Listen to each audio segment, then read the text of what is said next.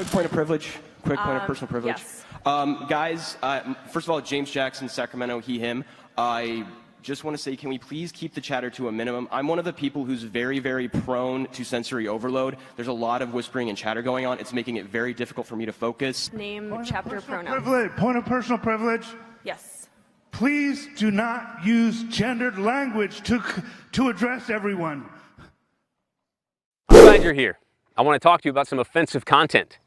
Do you find yourself hypersensitive over some of the most mundane subjects? Coronavirus. Don't wear a mask? Wear a mask. Politics. This last election was an absolute train wreck. What about the environment? Do you enjoy your life? Or do you go green? Personally, I drive an electric vehicle that's specially modified to run on panda fetuses and bald eagle eggs. What about parenting? How are you going to raise your kid? You going to hold it close and protect it? Or are you going to set it free to make its own mistakes? Sensitivity. Let's talk about that.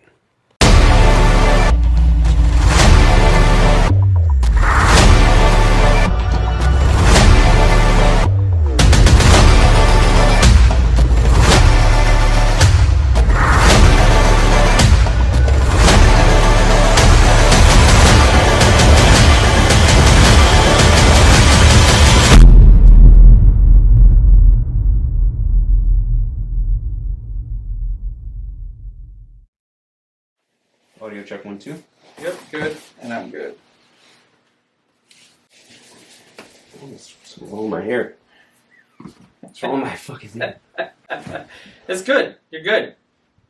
Nobody's gonna notice your hair. Welcome, world. We're here. Hello and welcome to Unfiltered Candor, where we're going to tackle some pretty sensitive subjects, and we're glad you could join us. I'm Park. And I'm Brian. I'll be working the cameras today.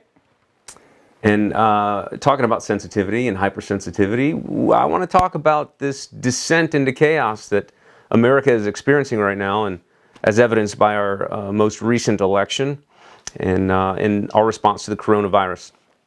So one of the major things that is a theme in this issue is a lack of personal responsibility, right? A personal accountability. We spend a lot of time, we collectively as a society, spend a lot of time and energy blaming other people or other circumstances for our misfortunes.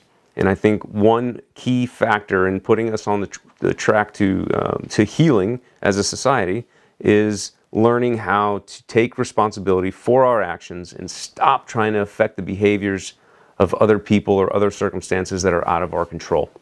So you're telling me I have to be accountable for my actions and what I do? Yes, that's exactly what I'm saying. And it seems like that is a very basic idea, but man, if you look around, it is definitely not. There's a lot of pointing the finger and a lot of judgment that goes on that kind of masks our own insecurities and our ability to identify those blind spots in our behavior and what we can do to improve ourselves, which will then in turn improve our family and improve our social circle and then improve the world at really large. So my question is, so with all this anger, polarization, and all this, I guess, craziness that's going on, I mean, why should we really care?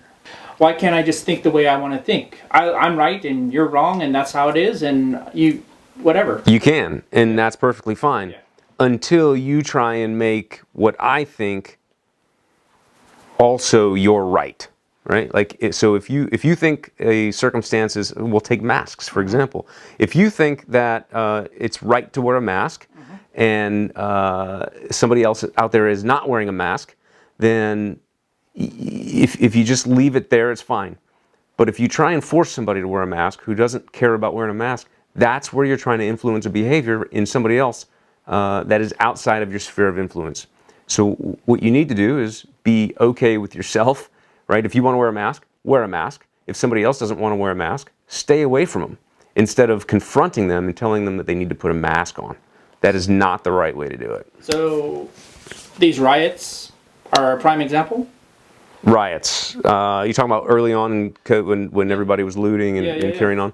So anytime you have divisive behavior, whether it's BLM, whether it's politics, whether it's parenting or whatever the case is, and you develop a them versus us or a you versus me sort of scenario, there is always going to be an escalating conflict that needs to be de-escalated at some point. So the idea then would not be to develop a me versus you or a us versus them situation. Instead, just understand that we're all in this together and we have different points of view and different ways of thinking about different subjects and circumstances, but the commonality, the theme within ourselves needs to be we are responsible for our actions, and we can respond to stimulus accordingly.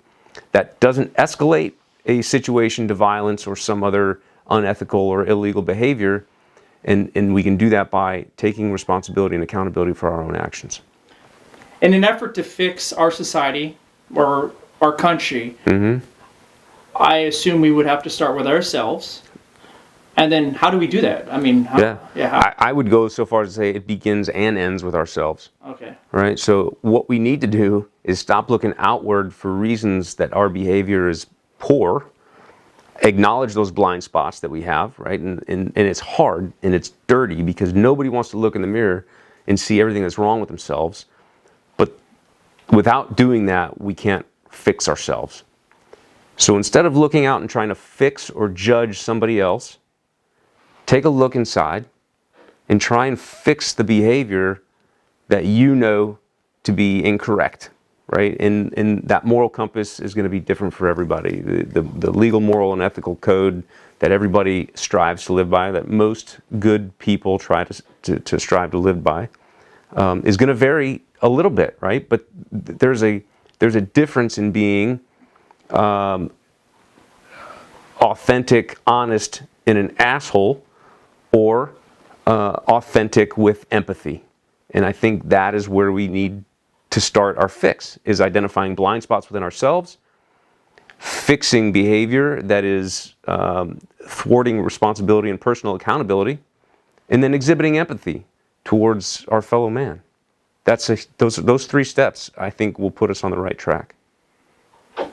So don't yell at the person that tells me to wear a mask? I mean, you can. I don't know. Like, again, think about what do you want out of that exchange. Yeah. Viktor Frankl said it best, right? Viktor Frankl, man, yeah, absolutely. Oh, come on now. Yeah. But there's a space between stimulus and response, and that's where humanity lives. Gotcha. So don't assume that somebody is not wearing a mask to hurt you, to harm you. Yeah, they're being stupid, sure, and they're putting other people in danger. Mm-hmm. But the bottom line is, they're not doing it to you, so you should respond accordingly or in kind. Maybe educate them. Is that it? That's it. All right.